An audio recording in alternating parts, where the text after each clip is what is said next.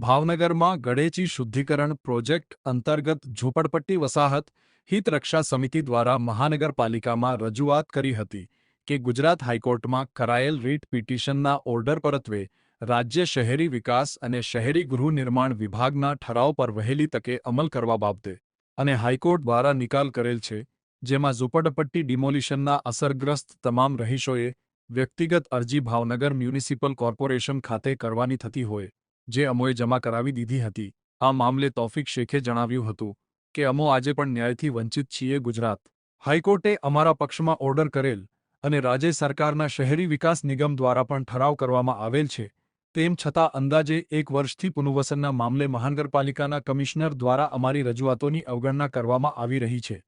જેથી આજે આવેદનપત્ર આપવામાં આવ્યું હતું।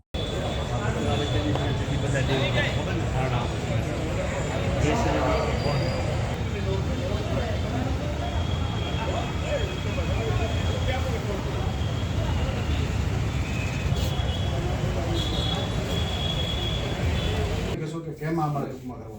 કરવાનું બીજું શું આમાં જે એક મિસ મને ખબર નથી પડતી છે આમાં સર જે છેલ્લા પેરેગ્રાફમાં એવું કોઈ વસ્તુ લખીશ કે એ આજ સુધી એમને નથી મળેલો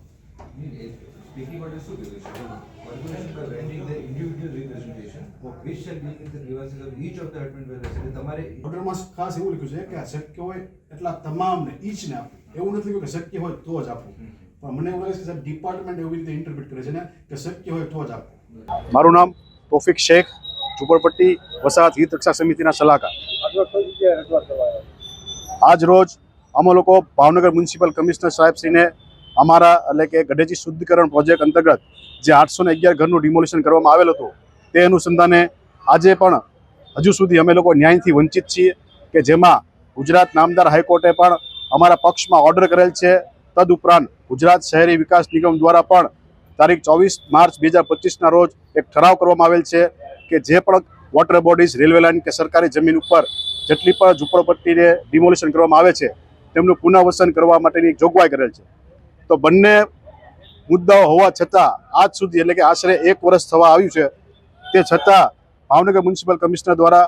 અમારી રજૂઆતોને અવગણના કરી આજ સુધી અમને ન્યાય આપવામાં આવેલ નથી। તે માટે અમે આજે ફરીથી ભાવનગર મ્યુનિસિપલ કમિશનર સાહેબશ્રીને આવેદન આપવા આવ્યા છીએ।